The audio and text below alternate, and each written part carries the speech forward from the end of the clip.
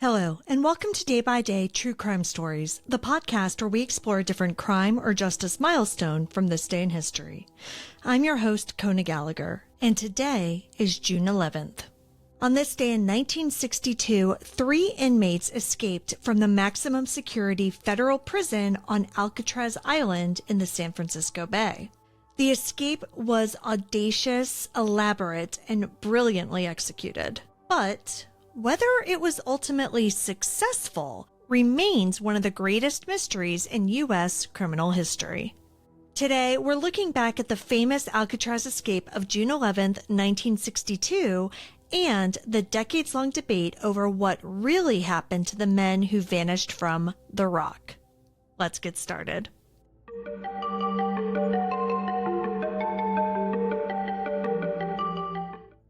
Alcatraz wasn't your average prison.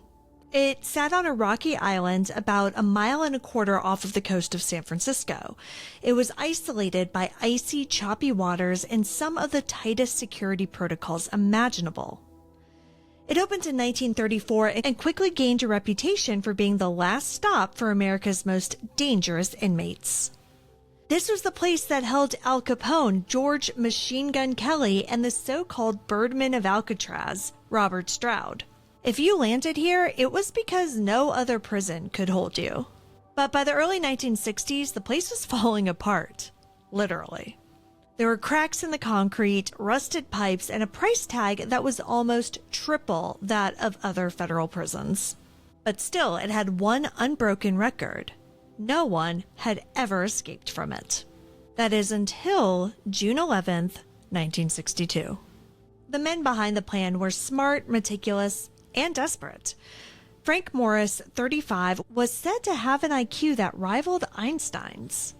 He was serving time for bank robbery and had escaped from multiple facilities before landing at Alcatraz. Then there were the Anglin brothers, 32-year-old John and 31-year-old Clarence, who were also in for bank robbery. They grew up swimming in Florida rivers, which would become relevant later. A fourth man, Alan West, was part of the plan, but didn't make it out. We'll get to him in a minute. In late 1961, the group quietly started working on their exit strategy. Using tools they fashioned out of spoons, butter knives, and even parts of a vacuum cleaner, they began widening the ventilation ducts at the backs of their cells. Night after night, they scraped at the concrete, covering the damage with cardboard and paint. Behind those vents was an unguarded maintenance corridor. It led up to an unused space above the cell block, and from there to the roof. Meanwhile, they were crafting dummy heads out of soap, toilet paper, and real human hair from the prison barbershop. These are placed in their beds at night to fool the guards during checks. As for the final hurdle, the bay itself, they gathered over 50 raincoats and stitched them into a makeshift raft and life vests. They used the heat from the prison's steam pipes to seal the seams. By the summer of 1962, everything was set.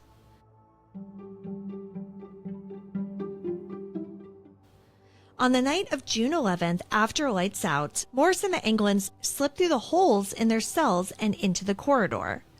Alan West, however, got stuck. His vent had hardened with cement, and by the time he broke through, the others were already gone. The 3 men climbed to the roof, shimmied down drain pipes, and crossed the dark, silent prison yard. They squeezed through 2 security fences and reached the shore. At around 10 p.m., they launched their makeshift raft into the black waters of San Francisco Bay. By the time the guards discovered the escape, during a 5:30 a.m. head count, the 3 men had been gone for hours. The response to the escaped criminals was massive. The FBI, U.S. Marshals, Coast Guard, and local police blanketed the area.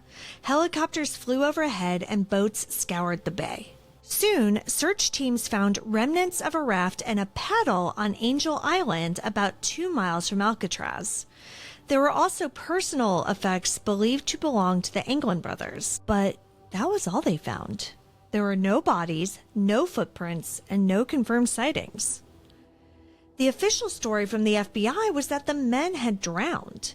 After all, the currents were strong and the water was frigid.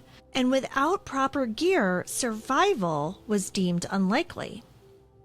But not everyone agreed. The Anglin family in particular always believed that John and Clarence made it. They said that they even received unsigned Christmas cards and mysterious phone calls over the years.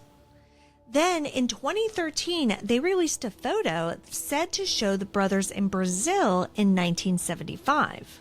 A forensic expert did say that the image could be authentic, but the FBI has never confirmed that. Then in 2018, a letter surfaced. It was supposedly from John Anglin, and in it, he claimed that he had lived most of his life in secret and now wanted leniency and help with his cancer in exchange for giving himself up. The letter was tested but came back inconclusive for DNA or fingerprints. The FBI closed the case in 1979, but the U.S. Marshals have kept it open. More than 60 years later, the Alcatraz escape remains one of the most legendary prison breaks in U.S. history. Frank Morris and the Anglin brothers pulled off something that was supposed to be impossible. Whether they made it out alive or not, the fact that they got as far as they did exposed serious flaws in the prison security.